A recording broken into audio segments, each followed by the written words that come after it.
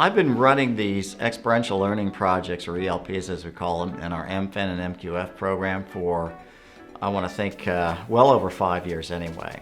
And the best way I can describe them to people is that they are capstone programs, or projects if you will, that basically encapsulate all of the academic learning, if you will, that students will get from courses like fixed income, or from machine learning, or from econometrics and derivatives and other things, all into one project.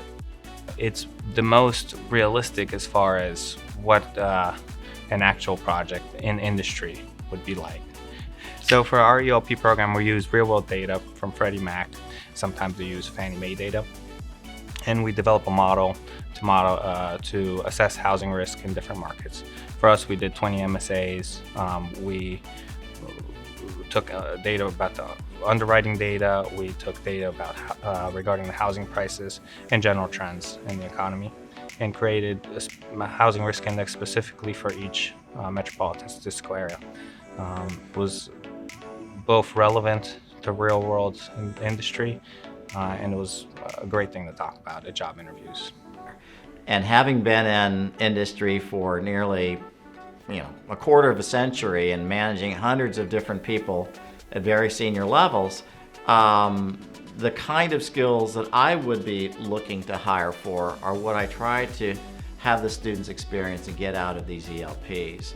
And so what I do is I have a lot of industry contacts, and I work with various senior people from companies such as Fannie Mae or Freddie Mac or Citigroup or JP Morgan, or even federal agencies, regulatory agencies, for example.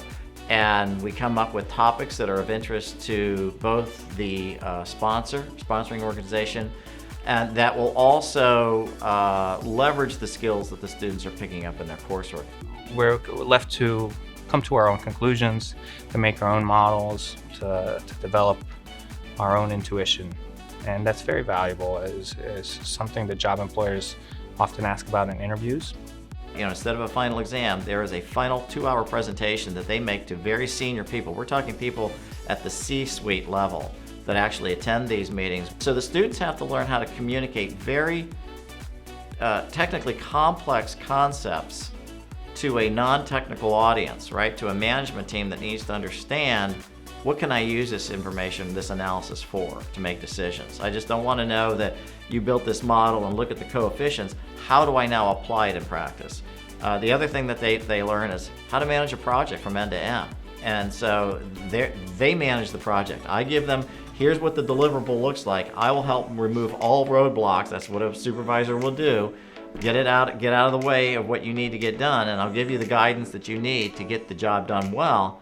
You develop not only the data analysis, the statistical skills, but also the soft skills required to work in diverse settings with lots of different people that you don't necessarily know before you start the project together, and people with a very diverse skill set. So you have to take a leadership role sometimes. You have to divide the work up. You'll never get anything accomplished if you try to do it all yourself.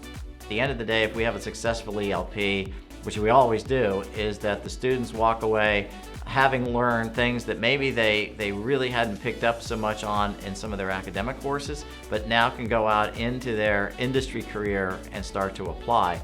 And the sponsors wind up saying, wow, this is amazing that these kids could actually do this in a 7-week period of time, and it's something that they can actually showcase on their resume.